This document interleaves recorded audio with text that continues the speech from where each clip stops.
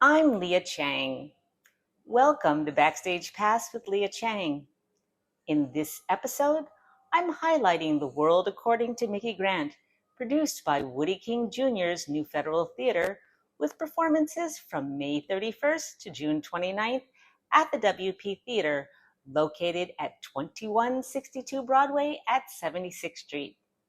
Nora Cole, the director of the show, has adapted the work and music of Micki Grant, and the musical will take audiences into the personal realm of the iconic Micki Grant through her unpublished poems, lyrics, and written musings on love, politics, America, family, historical figures loved and lost. In addition to songs from Grant's award-winning works, including Your Arms Too Short to Box with God, So Nice to Be Civilized, and Working, the piece will feature music rarely heard. With Don't Bother Me, I Can't Cope, Ms. Grant became the first Black woman to write the book, music, and lyrics of a Broadway musical. I've had the opportunity to see you perform. But I'm so excited. Now you're directing a project that you adapted, directed, and appeared in last year, The World According to Micki Grant. What drew you to this project? Familiarity. When Liz brought the poetry to me, I recognized some of it, even though it's been unpublished. But Micki used to quote some of it, actually from her early collection of poetry when she was a child she wrote between the ages of 8 and 14. And knowing all the work that I had done of hers when she was collaborating with Vinette Carroll, which is how I met her. Being able to include my memories and conversations that I had with her, and conversations that I know that we had, and stories that she repeated a lot, that the things that stuck with her over all the years of her creativity. Right. How old were you when you first met her? I had to have been 23. And what does she mean to you? Micki means mentor, encourager, and strength. You know, Micki was a very petite woman that had nothing to do with her abilities or her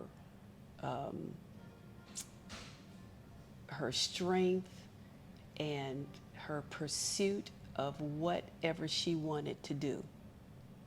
Well, she was a pioneer for so many in so many different fields. I mean, she was the first woman for books, lyrics, and score of a Broadway show. She was the first African American woman to have a contract on a soap opera for a leading role, and she was the first woman, not Black woman, but the first woman to win a Grammy Award For the score of a Broadway musical. Yeah. Yeah. You know, the story she tells about getting that contract role on becoming Peggy Nolan on Another World. She said she had been on the soap off and on a lot, and they liked her, but as any actor would do, you go and do other jobs. Yes. Well, they would call on her, and her agent would say, well, she's not available because she has other jobs, and they were not happy about that. And so finally she said, tell the agent, just tell them, well then, give me a contract. And they did. They did. It's a big deal to manifest what you want, right? It's if you don't tell people. And Micki repeats that a lot in interviews about dreaming what you want first. You got to dream it, you got to dream big, and then you have to do the work and pursue it and visualize it. She was very big on that. So I met Vinette, my last year of school at the Goodman School of Drama at the Art Institute in Chicago. They brought her in as a guest artist. And she said, well, when you graduate, come to the Corps. And she was talking about her theater, the Urban Arts Corps, which at the time was down on 20th Street between 5th and 6th. So that's what I did.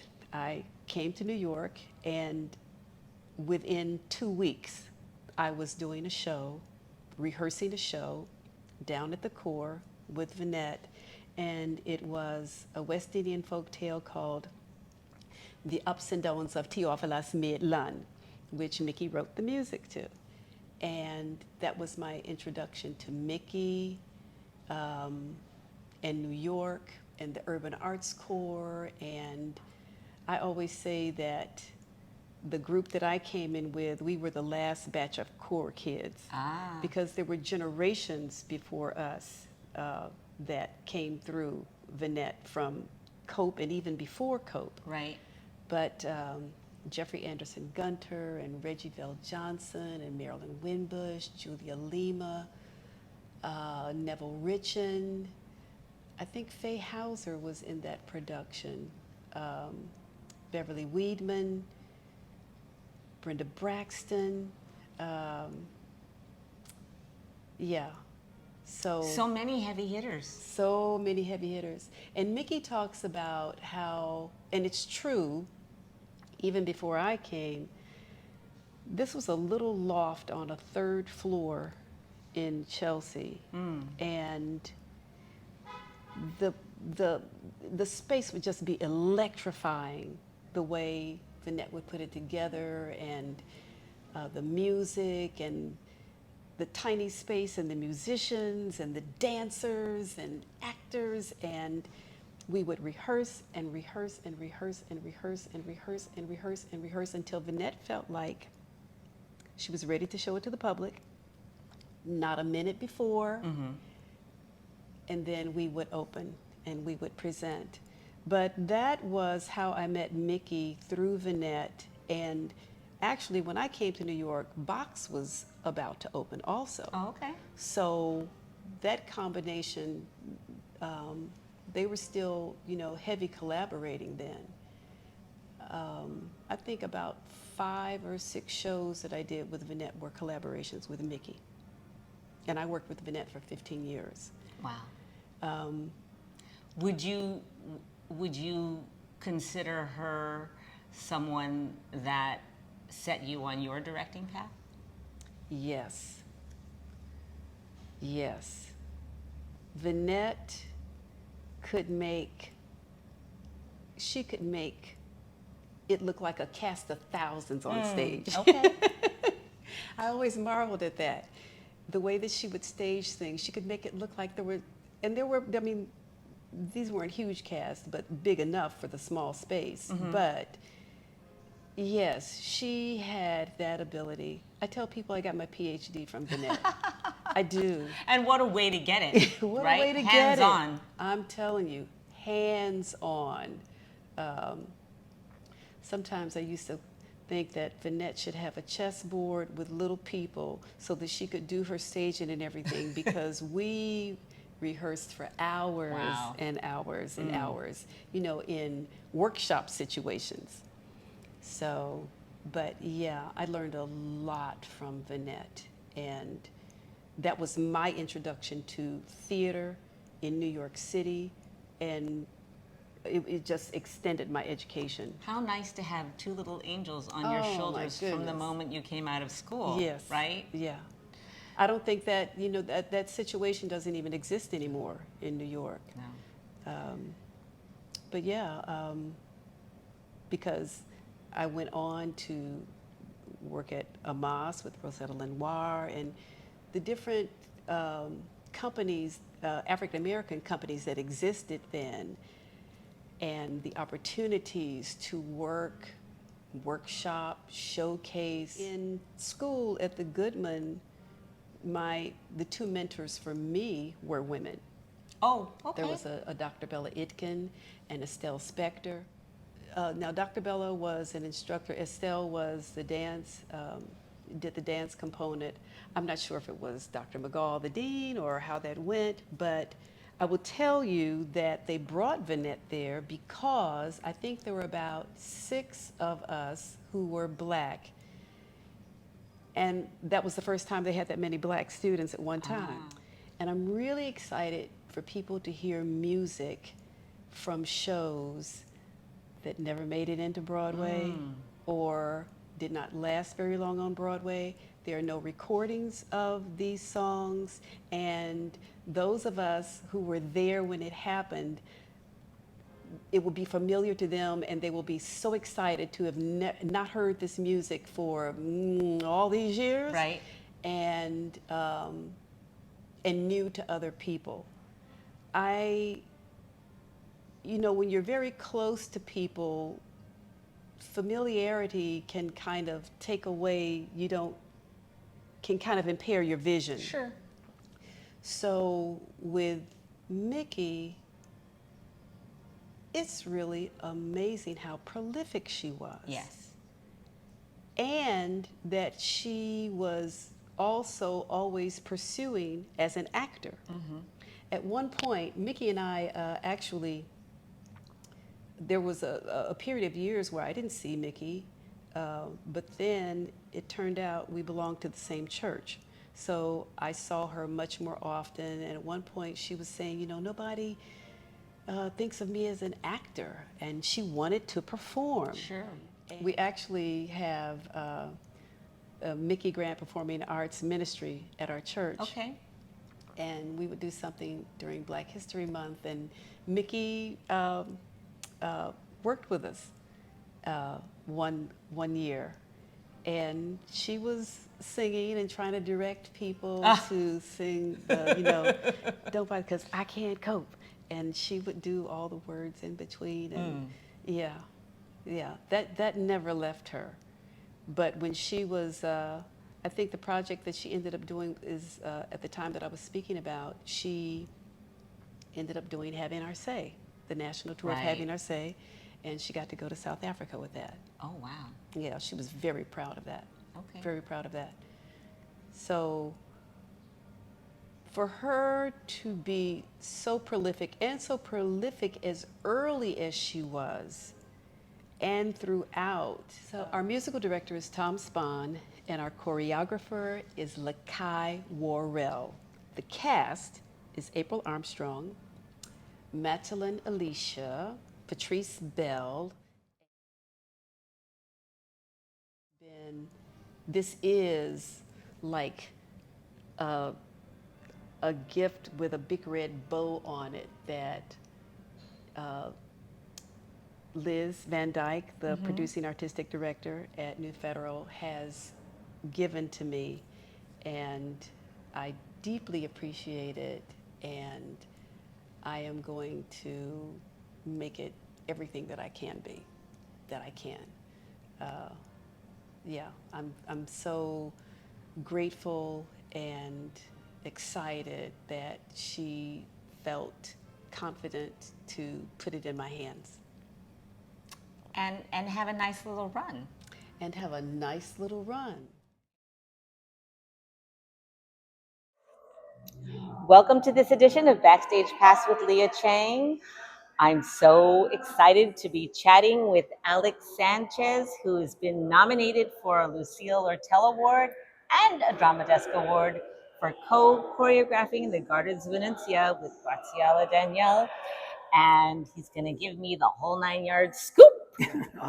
Gardens of Venetia, musical written by Michael John LaChiusa.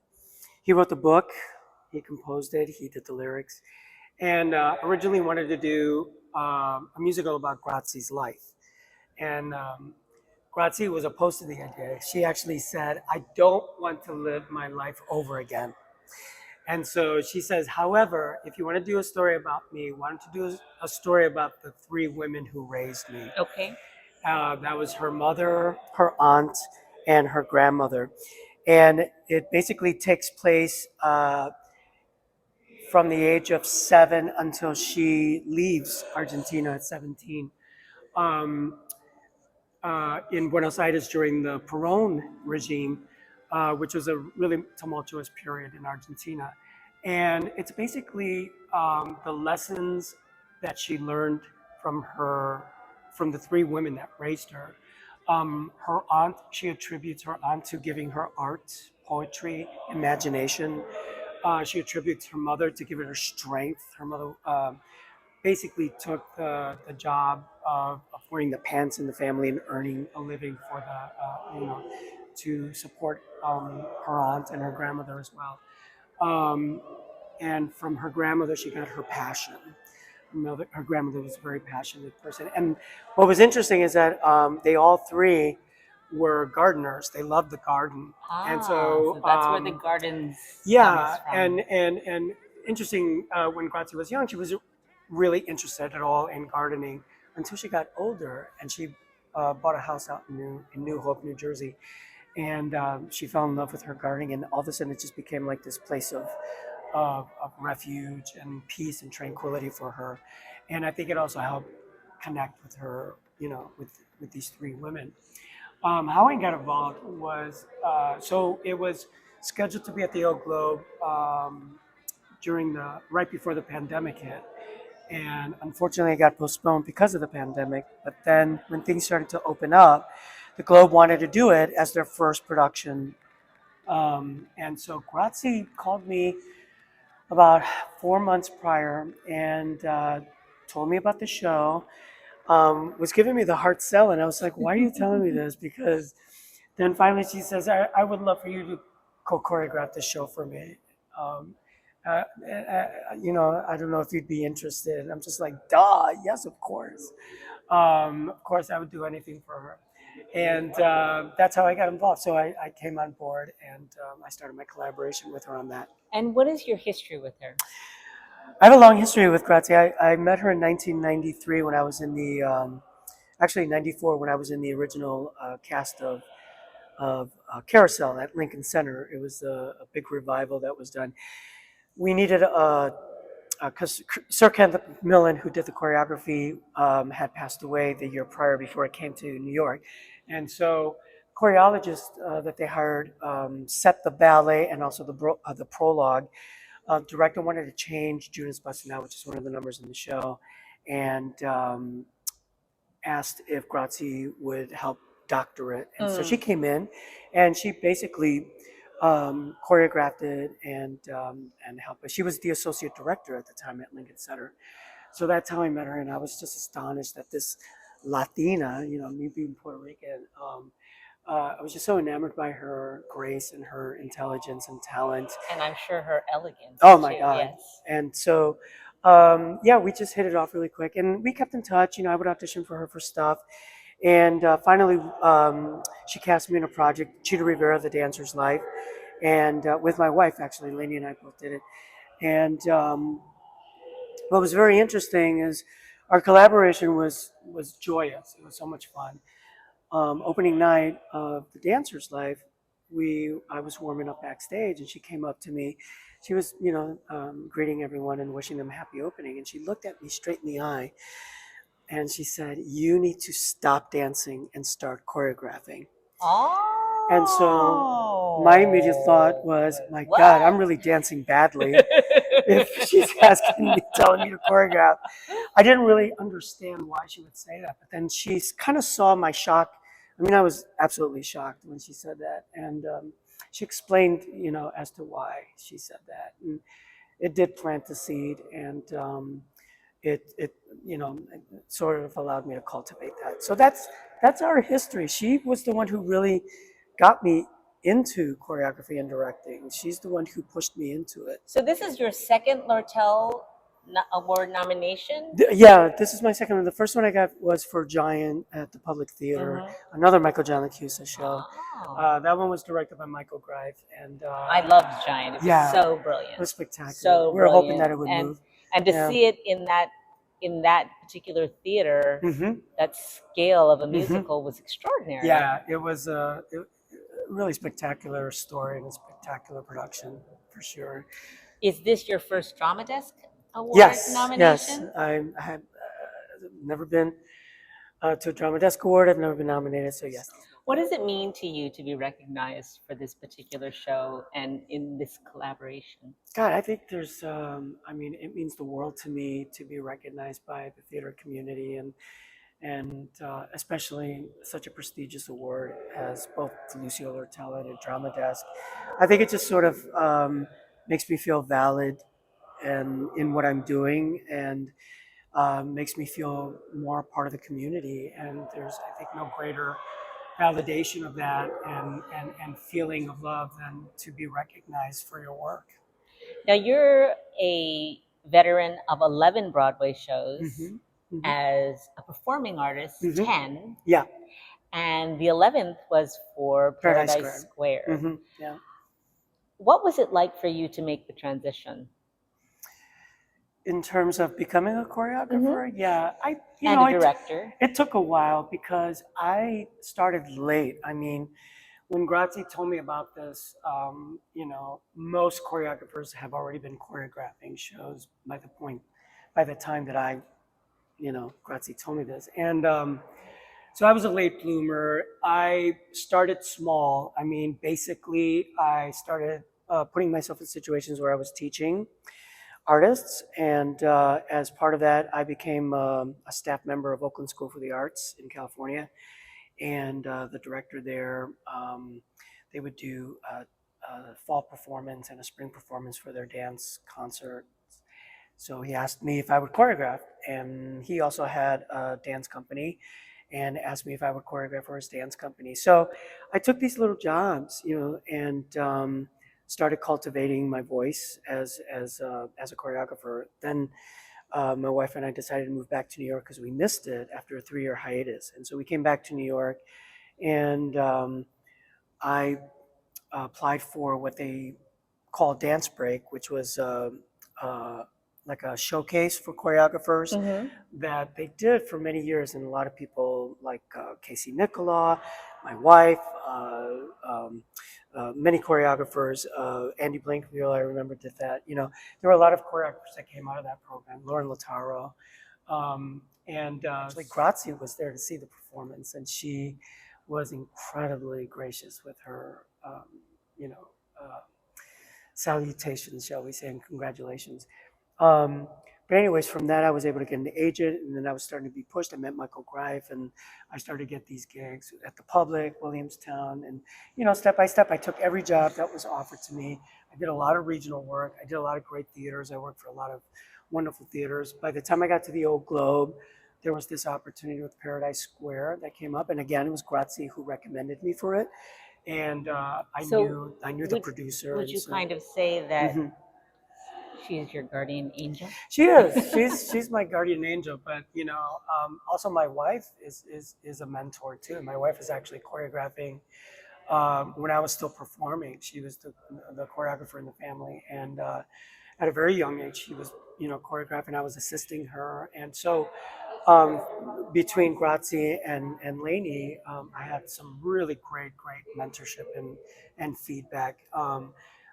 And certainly Grazie has been someone that has pushed me to meet people that have, given me these opportunities with these theaters and these shows. So I've always been a closet dancer. I've loved dancing ever since I was a little boy. And being from a traditional Puerto Rican family, it was something that was frowned upon. Boys don't dance. Boys don't wear tights. Boys don't do this. So I kept it all inside. When I was in high school, I participated in my high school plays and musicals, where I met my music director, who saw in me a dancer and said, "You should take dance classes." And he introduced me to a person that he worked with. It was the June Rule School of Dance. And I was 16 years old. And so I went every Tuesday and Thursday after school. I would drive, and I kept it from my parents. I didn't tell my parents. I did this for 2 years. I got away with it for 2 years. My parents thought that I was out working, which sometimes I was. But I was able to take ballet, jazz, tap. It was like a great introductory to it. Then a year later, I had an opportunity. I received a scholarship from Hubbard Street Dance Company, Lou Conti Dance Studio, and participated. I quit school so that I can train in the scholarship. And I told my parents, and my mother was devastated. She was crying. She thought I was going to ruin my life. And so I ended up, moving out and doing this training. And I trained there for a year. And then that led to my passion for ballet, which is then at the Ruth Page Foundation, and I trained there. And you have to understand, when I decided to do the training, I took like 18 classes a week. I did 2 ballet classes every day, 6 days a week, and then I would take a jazz class or a tap class to supplement that. And I did this for 3 years. Even at the Ballet Academy, I would actually take 3 ballet classes a day at Ruth Page. But this is what passion is about, right? Yeah, I was incredibly passionate. Plus I was working 3 jobs. I was making pizza for Eduardo's Pizza. I was driving for Domino's Pizza. Thank you. And then I was working at a pharmacy, delivering pharmaceutical drugs, to these hospitals and things of that nature. So I loved it. I was in love with it. I was happy. I was not sad about it. I was exhausted all the time. But at the end of the 3 years, I was invited by the artistic director of Ballet Chicago to join the company. And that's when I started my track into the professional realm. And you also said that you did a little moonlighting?